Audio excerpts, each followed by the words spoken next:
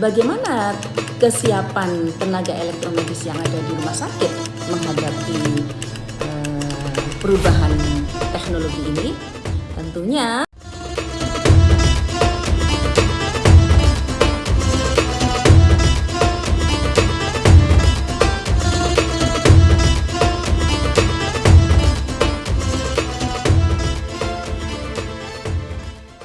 Assalamualaikum warahmatullahi wabarakatuh.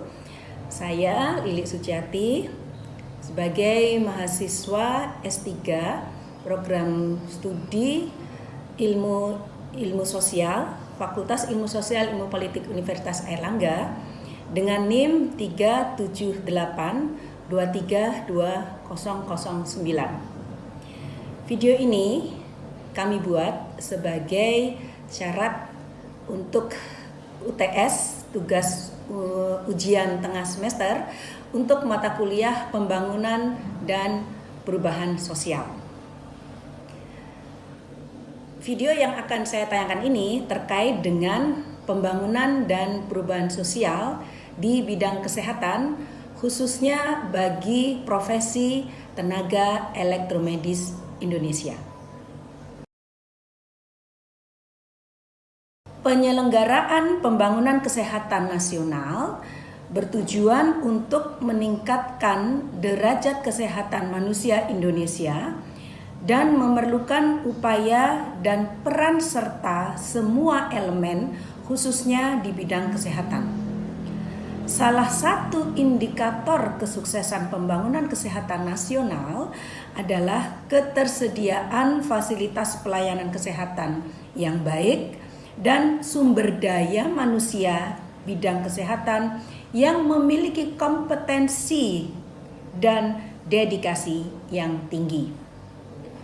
Sesuai dengan keputusan Menteri Ketenagakerjaan Republik Indonesia nomor 135 tahun 2019 tentang penetapan standar kompetensi kerja nasional Indonesia SKKNI untuk kategori aktivitas kesehatan manusia dan aktivitas sosial golongan pokok aktivitas kesehatan manusia bidang kesehatan untuk profesi elektromedis.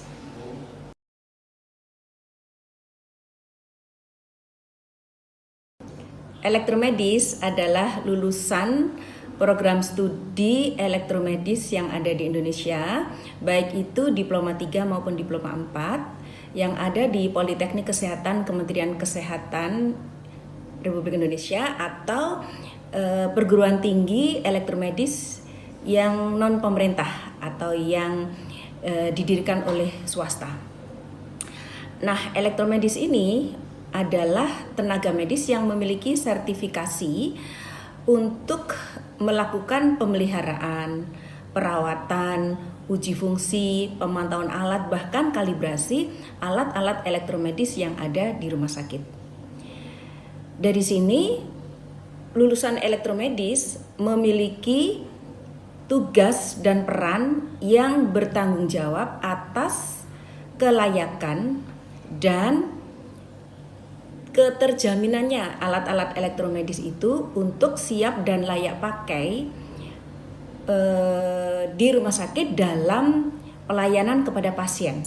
Memulai pekerjaannya dari mencatat alat-alat elektromedis yang ada di rumah sakit, menginventarisir, kemudian melakukan pengelompokan kapan saja alat-alat itu diperoleh oleh rumah sakit itu, sehingga bisa menentukan kapan alat-alat itu harus dilakukan uji fungsi, pemantauan, kapan alat itu harus dikalibrasi, atau kapan alat itu saatnya untuk lifetime, itu sudah bisa dianalisis oleh elektromedis.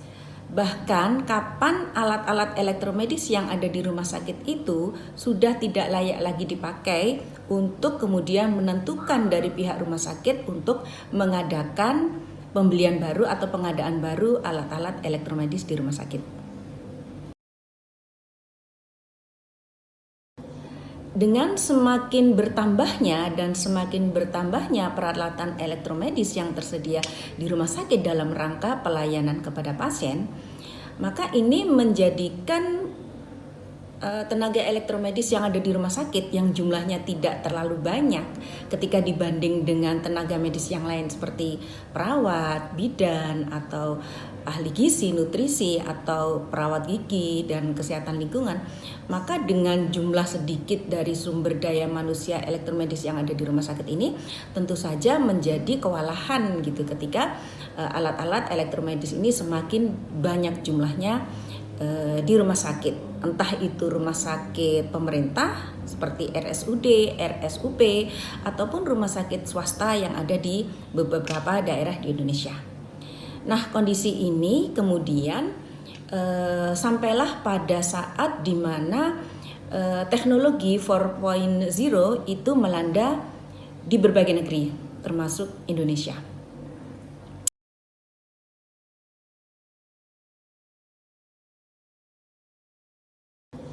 Dengan semakin bertambahnya peralatan elektromedis yang tersedia di rumah sakit dalam rangka pelayanan kepada pasien, maka ini menjadikan tenaga elektromedis yang ada di rumah sakit yang jumlahnya tidak terlalu banyak ketika dibanding dengan tenaga medis yang lain seperti perawat, bidan, atau ahli gizi, nutrisi, atau perawat gigi dan kesehatan lingkungan.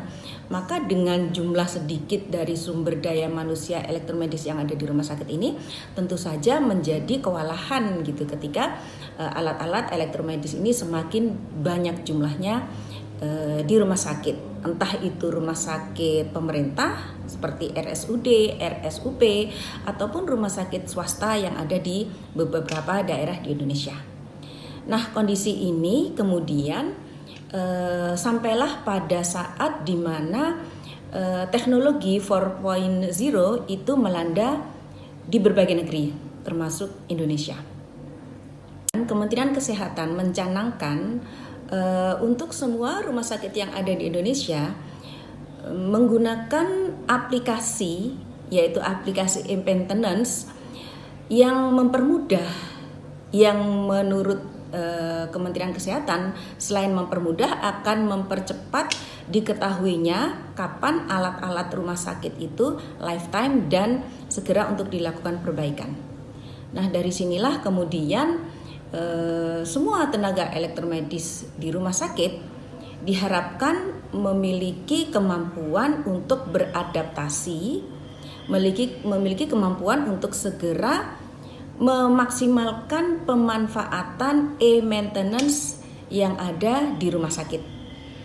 Beberapa rumah sakit di Indonesia menggunakan aplikasi e-maintenance, di antaranya adalah aplikasi Apkal. Ini adalah aplikasi yang gratis, free ya untuk aplikasi ini, di mana seluruh rumah sakit wajib menggunakan aplikasi ini.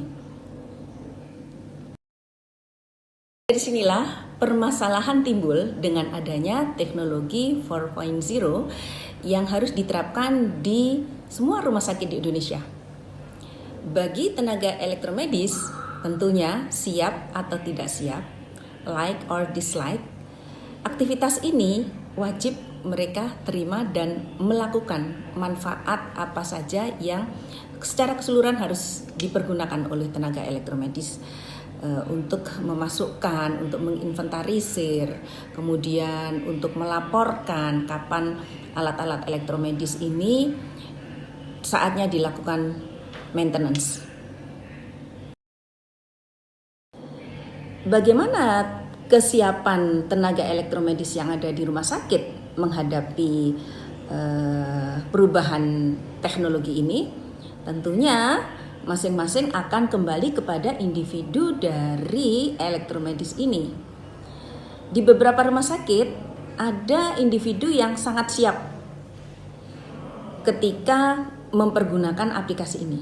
Sementara beberapa individu yang lain menyatakan tidak siap karena ini berubah dari hal-hal yang biasa dilakukan dengan melakukan manual, laporan-laporan yang bersifat manual menuju ke laporan yang sudah tidak lagi menggunakan manual dengan menggunakan digital dari e-maintenance itu.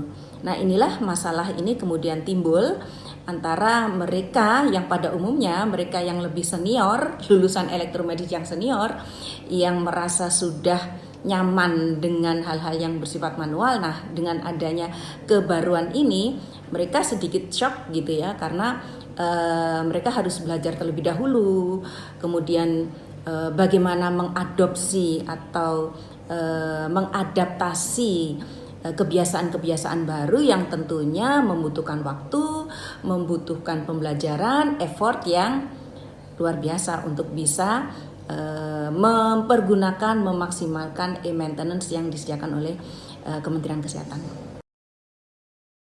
Dalam perspektif dehumanization atau digital culture, kesenjangan digital itu dapat dikaitkan dengan teori habitus menurut Pierre Bourdieu.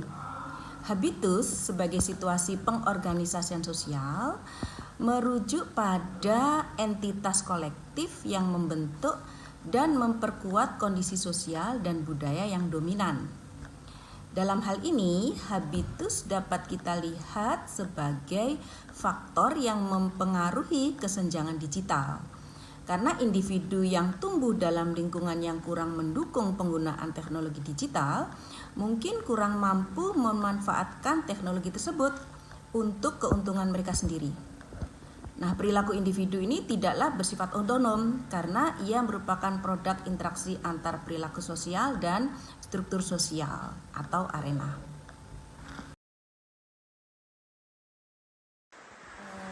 Kesimpulan dari video ini adalah bagaimana kecepatan elektromedis mengadopsi dan kesiapan pemanfaatan e-maintenance menjadi keharusan sebagai layanan kesehatan masyarakat.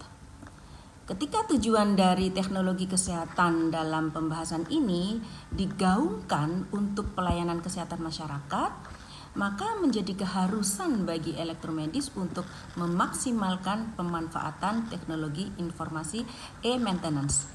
Oke, selamat melakukan perubahan bagi teman-teman elektromedis Indonesia. Semangat!